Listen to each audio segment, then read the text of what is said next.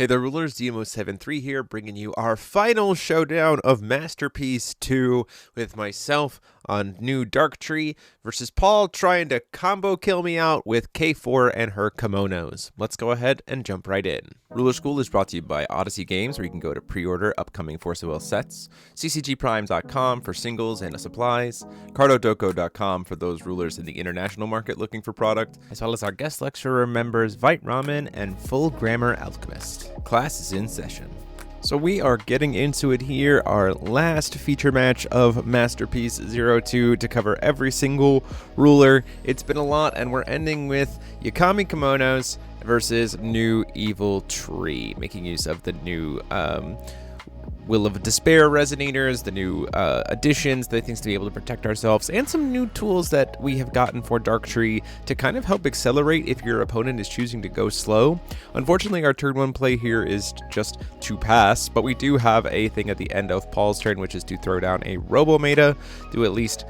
This is really helpful, not only to be able to apply pressure, but also for Dark Tree, you really want to be able to pick when you're taking damage, and so the protect keyword on Robometa is really helpful here.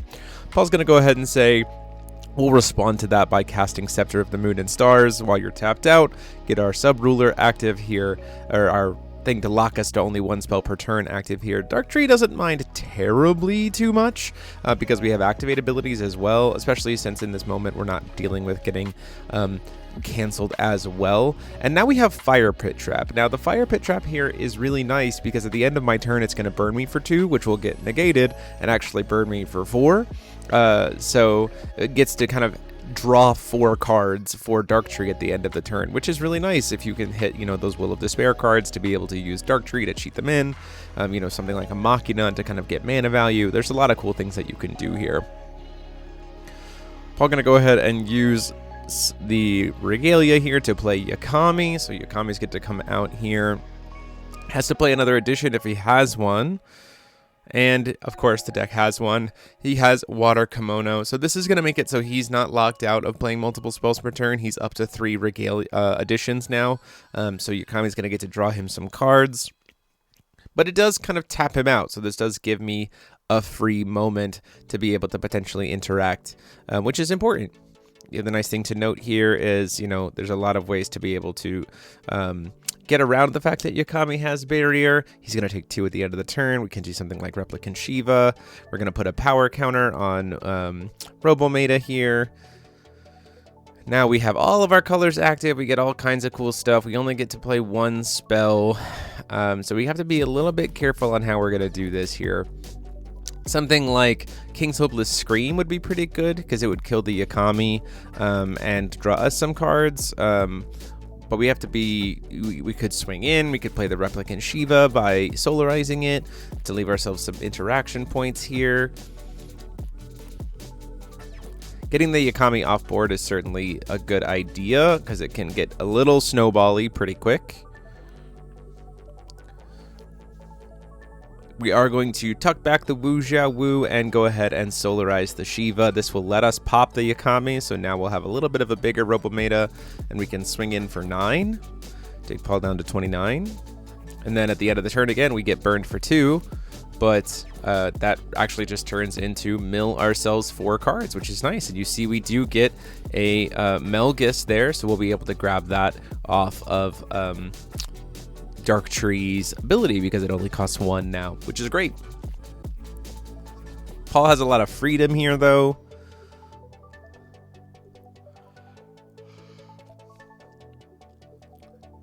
Does choose to play Yakami. And so because he played a treasury item, we're going to see a Judgment of Kaguya, and his sub-ruler is now flipped. This is good for me because this does mean now I can play multiple spells per turn. Not being locked out by that is nice, although Paul is now at a significant will advantage because now playing treasury items will kind of generate additional will and do some other crazy shenanigans. So he can now tap 2 treasury items to produce will. Because it is entities, he can also rest Yakami. So Paul's now sitting on 4 3 will, technically. He can use the sub-ruler to play a kimono, which could then get him a second kimono. So essentially paying 1 will gets him 1 will and 2 cards. Like, this deck can spiral out of control really quickly if it can't, you know, keep a Yakami on board. Or if it can keep a Yakami on board, it can get a little bit out of hand pretty quick.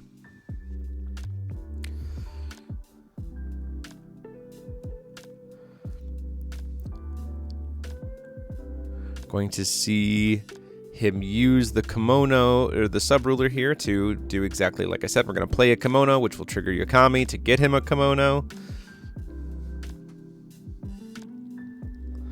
So he'll be able to draw a card.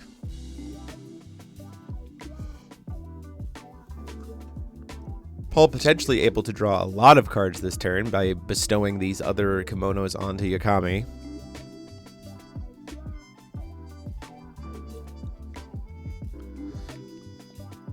Gets a Mermaid's Thunder Parasol. Doesn't really help too much in this situation. We are at a spot where if he doesn't bestow a lot, we could maybe use Shiva to try to kill the Yakami, but we're seeing some extra will production. Did forget to draw for playing another card for the treasury item. Does have another kimono to cast, so you see here, like, every one kimono, like, kind of makes the will for the next kimono, and so you can see how this deck really kind of cascades into getting all 12 very quickly if you can't keep a Yakami on board. You know, Paul's still sitting at, now he's at 3 will, so he's been spending resources, and now he ends up having more that he can use.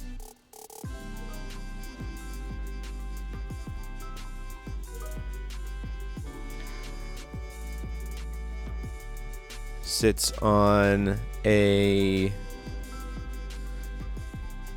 Goes ahead and does tap to play the Scepter of the Moon and Stars here. So now we're locked to 1, unless we have 3 additions, which he has. But he gets another First Moon here. And because it's a treasury item spell, Yakami gets him another kimono, which gets him another card. So Paul's still sitting at quite a lot of will, and in fact he can use the Scepter of the Moon and Stars to make will for anything and then recover 2 more. So you can see, like, Paul might just try to go for 12 kimonos this turn if it's all possible, and I don't really know if there's anything I can do to stop it. Other than hold up will and hope that we can maybe Lorite at one point. So he's going to float a blue for a kimono or type thing, and he'll be able to recover 2 treasury item additions.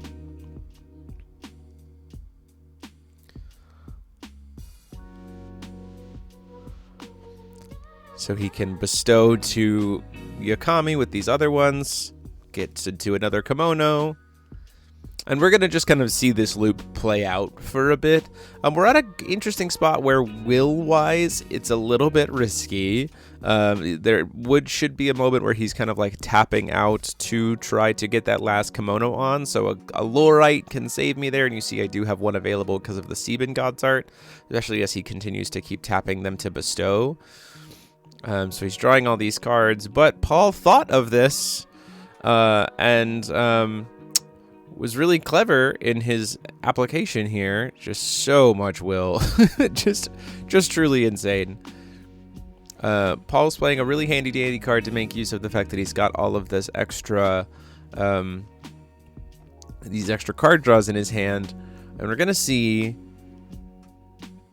a really cool tech here. Last movement. It is gonna burn him 6, but he can just pitch these cards that he doesn't need from his hand, because he truly doesn't need them, to bounce the 2 kimonos that have already been tapped but haven't been bestowed back to his hand. So he'll take 6 because of the fire pit trap, but that honestly doesn't matter because Paul's just trying to kill me. And so he'll go down to 23, but he'll get to put the 2 kimonos back in his hand, at which point in time he can use the kimonos that are attached to Yakami to produce the will for those kimonos so that they don't have to worry about trying to tap to bestow. So we can rest those 2, play a kimono, gets him another Kimono from the deck attached, draws him another card. That Kimono plus the other one can then be used to play another Kimono. Like, you can, it's just a little bit nuts. And even after all of this, he can still use Yakami to produce will as well, or he could just swing in. Like, he doesn't have to try to do all of this stuff. I don't have a protector. Yakami flies, and currently she's gigantic, but what fun would that be? We want to try to do the full 12. That's the more fun element to begin with. He's gonna bestow, draws him another card. Bestow draws him another card, and then in response to that trigger, we're kind of tracking how many here. There's one attached. He's at 11 Kimonos currently. He's got to get one more. There's one more in the deck. Everything is bestowed. So each of those Kimonos is now currently giving Yakami plus 11, plus she's giving her own like plus 400. So like she could just swing because of how ridiculous it is. But that's not what you want to do when you have the 12 Kimonos. You want to try to win. Do the silly thing. So we're going to do another last movement to be able to bounce a Kimono that's already tapped back to hand, and then use the one that's still recovered to cast the last one here. And this is what I mean, where I'm at this interesting spot where he does kind of have a position where he might not be able to get it. He takes another 3, goes down to 17. We have this Yakami. It has untouchable. I can't cancel any of this. We get the last Kimono that's attached. And then I'm just assuming at this point that he has it, but we have to make him try to go for it. He goes to attach the 12th Kimono, so she's huge. Even if I stop this, he just swings and kills me. But we'll try to play the Lorite in response, but he just has the will to be able to tap Yakami and the Kimono that was already bestowed to just Feast Sing and make it so I have to pay a bajillion to be able to cancel it. I can't, so that's the game. So you can see Kimonos is really possible. Like, you can get a little bit silly and really get into that play. We're certainly going to be, strangely enough, choosing to go second in this matchup. I know that might seem a little bit odd, but Kimonos is a deck that wants to go first, but its primary plays are 2-drops, so we're in a good spot. So we're just going to stop it by using Fossil Girl in the City to cancel the Fate trigger, so we just don't have to deal with it. And then if Paul, doesn't have one, then we can kind of go from there. Uses the Scry Stone, looks at the top one, realizes it's a Kimono. We're going to go ahead and pass. Before recovery, he plays a Robometa. We say that's fine.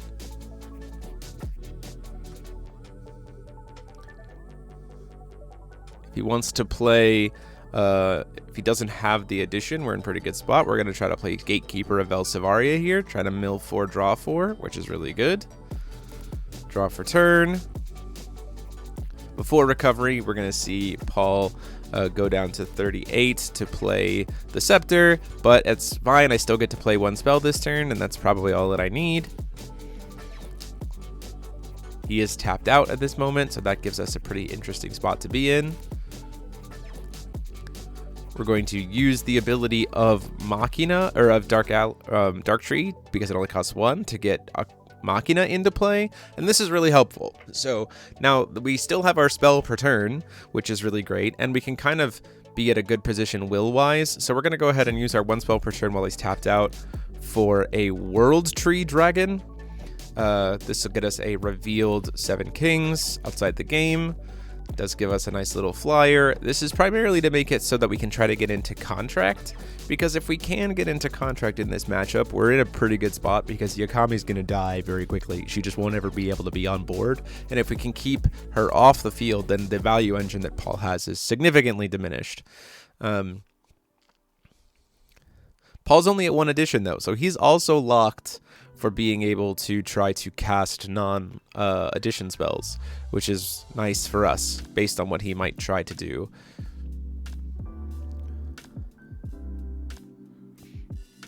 And again, the Machina is going to do great work here because our life total really doesn't matter in this matchup. I try to go to block the Robometa with Gatekeeper. He puts a power counter on it to kill the Gatekeeper. And I'm like, That's fine. The gatekeeper has done her job by getting me machina. And he's like, oh, wait.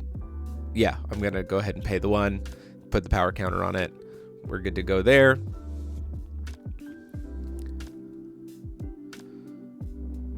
Still had to have paid 1. I will tell Paul to catch that there. And then we'll pass. At the end of the turn, we're going to pay 3 and 1 more. Go down to 33. We're going to cast Terminus of the 7 Kings. This gets us another... Again, we're kind of trying to keep up with this matchup by having more will than him to kind of keep ahead. He doesn't have a cancel in hand. This gets to resolve, which is nice. He's trying to set up for Yakami, obviously. So we get Faria into play here, which also ramps us a stone, which is great. Going to try to move to recovery.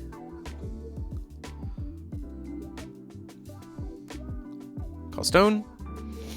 All right, 4 stones. This is a really good spot for us to be in, and we can try to get aggressive here. We go to pass the turn.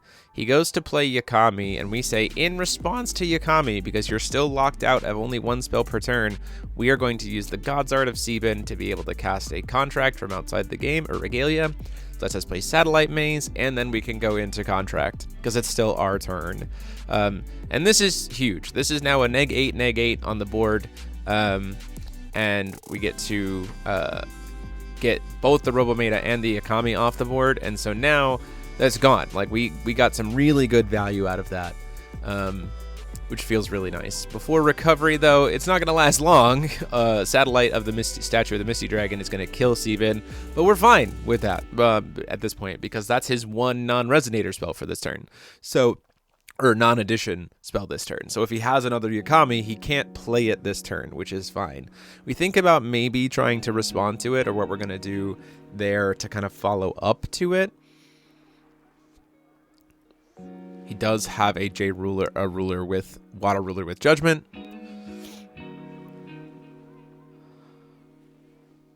See, Paul's hand at this point in time is a lot of kimonos, which would have been great if that Yakami had survived, but she didn't. So we're going to go ahead and use Machina to pay for Sword of Progression to draw a card, and then sure, we've both used our spell. Sebin is dead. All is well. But it did its job. It kept the first Yakami off the board, which is a huge piece because now we're being very, very potentially very aggressive. He plays a kimono. That's fine. Plays another kimono, so now he can play multiple spells per turn, which is okay. I'm gonna go ahead and draw, but we're trying to kind of win the game here, so that's what we're trying to work on. We think about trying to cycle with World Tree Dragon, but we'd have to burn our own stuff, and right now we have 4 7 Kings revealed, so we certainly don't want to do that. We hit a stone here. We'll swing in for 7 with Machina. He tries to flash in Flowering Justice. Flowering Justice does not have quick cast. So we say, no, that doesn't work. So swing in for 7. His only other Resonator in hand is Feasting, which is fine. We swing in for, I believe at this point it's 11. Takes him down to 18. We can swing in for 8 with the Faria. And then the best part of this is because of the discount, we can pay 3 and tap and play the God's Art of Faria for 3 void less, and even though he has a Feasting, we have the 3 void to be able to play for it, to pay through and cancel it. So we do get to rush him down there before he gets established and take it to a game 3. Paul choosing to go second here, I think because he wants to guarantee that he gets Kimono in hand, and there's not a ton of value for Tree in going first. It does set him up to be able to get that Kimono out very quickly. He doesn't want to risk losing his fate trigger.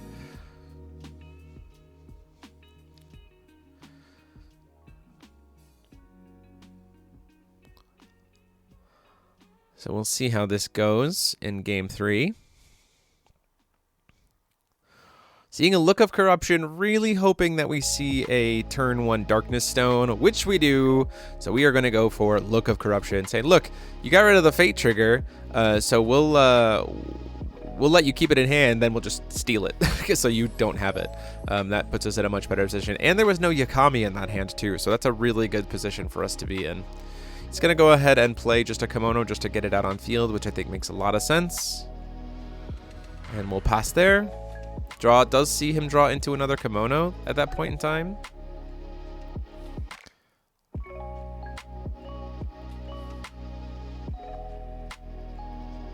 End of his turn, we're going to go ahead and play a Sword of Progression.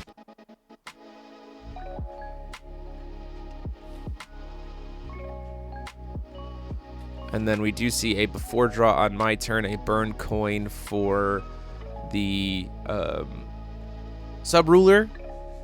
Which we go, yeah, I think that's fine. We could cancel it. You see, we do have another sword in hand, but I think we can kind of use this against him based on what we have in hand.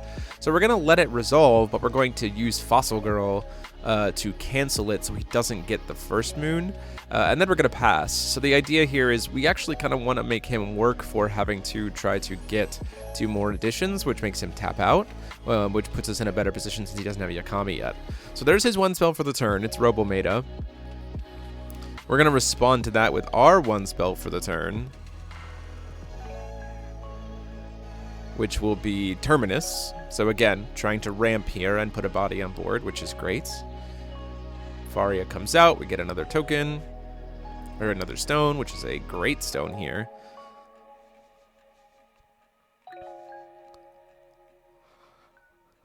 Now, Paul does something pretty interesting here. He's going to pay. We get out first moon. So his other additions gain Eternal, and then he's going to Judgment. So now his Regalia is a sub-ruler. So he's got the sub-ruler live, which is pretty good. It lets him play stuff from graveyard. But he lost Will for the turn. We do cast another first moon here. So now he's got the kind of lock, but we are locked to being able to play multiple spells per turn. Like we're allowed to do that now. So while he's tapped out, we're going to go ahead and play a second Terminus and really try to get aggressive here. We're going to get Melgus, who the Melgus token will also ramp us a stone, which is great. And then we're going to use the God's Art of Crownstone to use second Sword of Progression and cancel the first moon. So this was a really powerful turn. For us. This puts us in a really good position to be able to be aggressive. It keeps Paul much lower on will than we are. We are locked. We are able to play multiple spells per turn. We've got Sword of Progression live. We're going to get Fire Pit Trap live here just to get things started. And then interestingly enough, we're going to do something a little silly because it feels like we have a really good potential position here based on what might come down out of it. It's a little, certainly is, again, Fire Pit Trap strangely is a really good card for Darktree to then just kind of draw your own cards. So we're casting Rogue Spectator from outside the game, which will trigger Fire Pit Trap and burn us for 6, which is actually 12. So we just get to essentially pay 1, draw 12, and we hit the contract, which is what we wanted. So we're going to go ahead and in the spirit of trying to get as aggressive as possible, use the God Art of Sieben to let it so we can cast a Regalia this turn. We'll cast Satellite Maze, and then go ahead and go into contract. So this will get the Robometa off the board. It'll mean that he has to do work to get the Sieben off board before he can try to go into a Yakami, which again costs more of his resources. And at the same time, we're going to be able to swing in with this Faria right now to be able to get aggressive. And the Melgus will also be able to swing in. They'll both be able to hit him. Swing in for 8. And swing in for 10. Take him down to 18. So putting Paul on a really dangerous clock. Like, this is next turn you're dead. If we had a little bit more resources, we'd be in a much better position.